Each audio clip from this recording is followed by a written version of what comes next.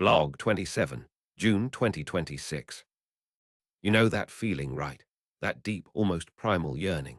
It's not just wanting a good job or a nice house.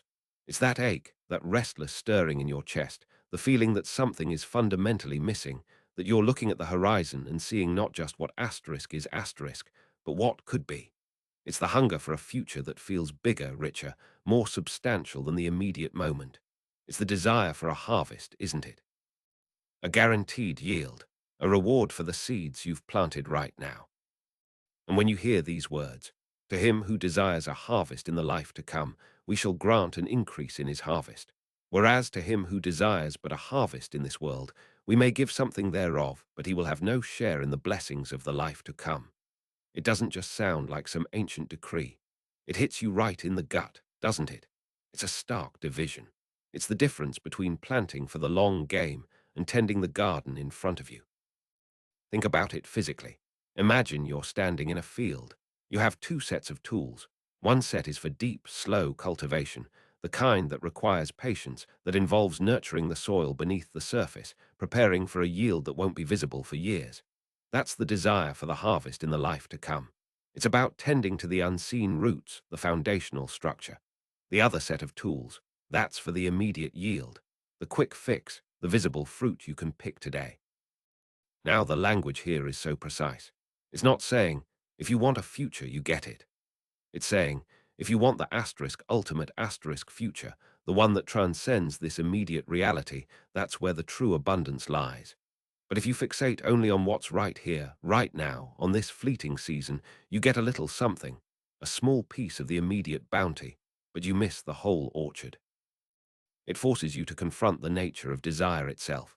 Is the desire for the immediate harvest a form of self-deception? Are we so conditioned by the immediate gratification loop, the endless scroll, the instant hit, the next purchase, that we mistake the temporary trickle for the main river? We become obsessed with the visible fruit, forgetting that the true sustenance, the deep, enduring nourishment, is something that requires a different kind of tending.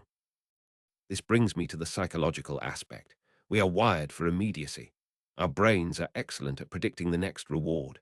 That's why the desire for a harvest in this world is so powerful. It's the dopamine hit of acquisition, the satisfaction of solving the immediate problem.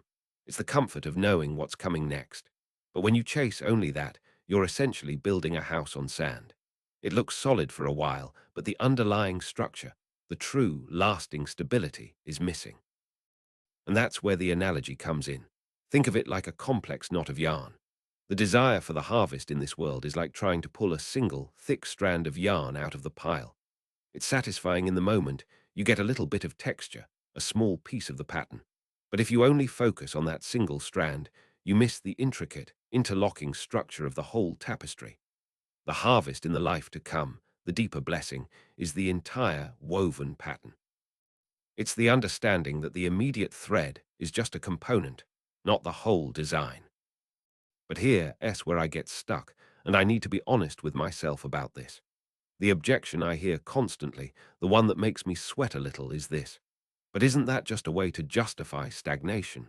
Isn't it just saying, if you don't chase the tangible now, you're being naive or lazy? Isn't that just a soft way of saying, just work harder for what you can see right now? And I have to sit with that.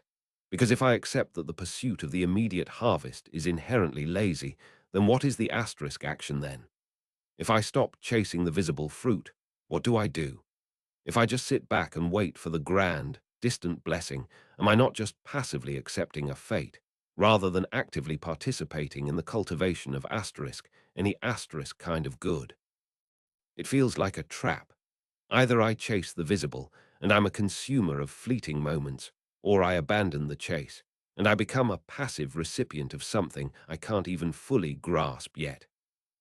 The grammar of this sentence is crucial too. Notice the contrast. Desires a harvest in the life to come versus desires but a harvest in this world. The word, but isn't just a conjunction, it's a pivot point, a moment of necessary divergence. It's the moment the focus shifts from the infinite to the finite. It's the moment the internal compass recalibrates. The structure suggests that the asterisk quality of the desire matters more than the quantity of the desire. It's not about having a harvest. It's about where you are directing your attention when you seek it. It's about the orientation of your internal energy. So let's zoom in on the word blessings. When we talk about the blessings of the life to come, we aren't talking about a guaranteed lottery win. We're talking about a state of being, a quality of awareness, a deep alignment with something larger than the self. It's the quiet knowing that everything, even the struggle, is part of a larger, unfolding narrative. If we look at this through the lens of our daily lives, it means that the act of asterisk being asterisk, the way you choose to respond to stress, the way you treat a difficult colleague, the way you spend your quiet moments, that is the actual planting. That is the tending. That is the building of the soil that allows the future harvest to actually take root. The immediate gain is just the surface water. The long-term blessing is the deep, sustaining groundwater. So I close the circle again. That initial feeling of yearning, that restless ache for something more, wasn't a flaw. It was the signal. It was the internal mechanism telling you that your current operating system is running on a limited battery. It was the friction that indicated you were trying to run a marathon on a sprint engine. The realization isn't that you should stop wanting anything. It's that you need to change the asterisk target of that wanting. And here's the final thread, the one that hangs in the air after all this unpacking. If the pursuit of the immediate harvest is just the surface water, and the true blessing is the deep groundwater, then the question isn't about choosing one over the other. It's about recognizing that the act of tending the immediate soil, the small, conscious choices you make today, is precisely the mechanism by which you begin to draw that deep, sustaining water. So, if the desire for the future is the map, and the desire for the present is the shovel, what if the real work isn't in choosing which shovel to use, but in realizing that the shovel itself is the tool that allows you to dig down to the water source,